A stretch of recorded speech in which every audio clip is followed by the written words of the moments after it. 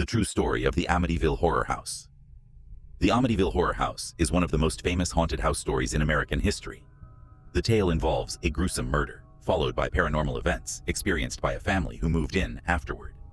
The events that unfolded at 112 Ocean Avenue in Amityville, New York, have been the subject of books, movies, and intense debate for decades. The murders. The tragic beginning.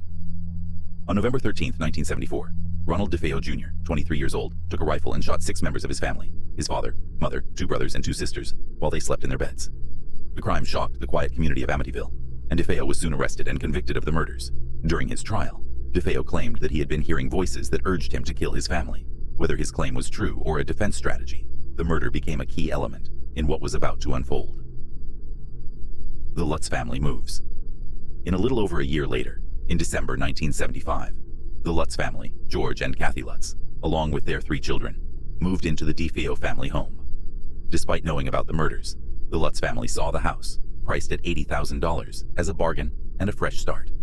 However, their dream of a new life quickly turned into a nightmare. The paranormal events. From the very first day, strange things began happening in the house.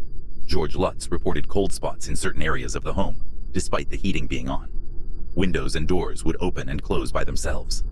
George would wake up every night at 3:15 a.m., the exact time of the DeFeo murders. One of the most chilling experiences involved the Lutz's daughter, Missy, who claimed to have an imaginary friend named Jody. However, Jody wasn't a normal imaginary friend. Missy described Jody as a large pig-like creature with glowing red eyes. George and Kathy both claimed to have seen Jody's glowing eyes staring at them through the windows. Kathy Lutz also experienced terrifying events. On several occasions, she felt an unseen presence grabbing her. She levitated off her bed one night, and another time she saw her reflection in a mirror, where her face had been distorted into that of an old woman. George became obsessed with the house's fireplace, constantly tending to it, as if trying to ward off some cold presence that only he could feel.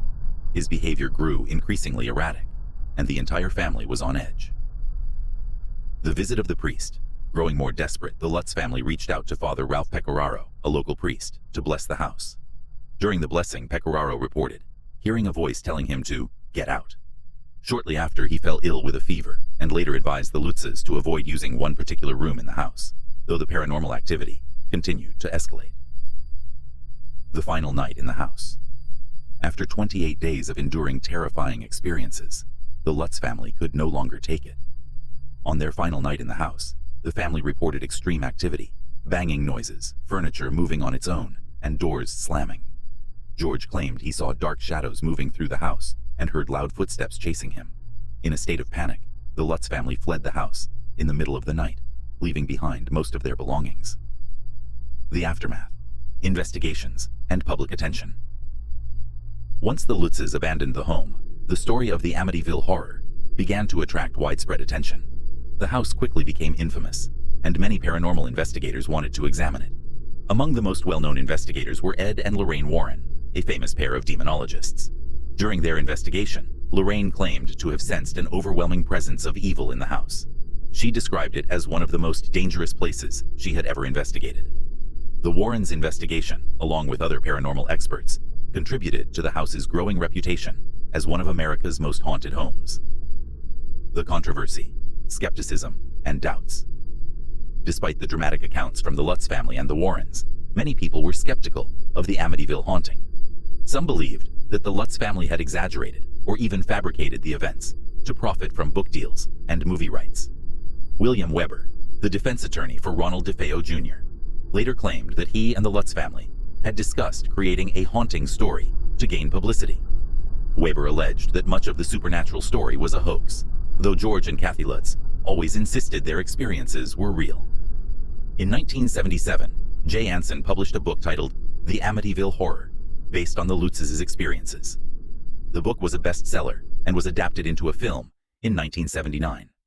The movie, like the book, was a massive success, solidifying the house's place in pop culture as one of the most famous haunted houses in history. The truth of what happened to the Lutz family may never be fully known. If you enjoyed our content, don't forget to hit that like button and subscribe.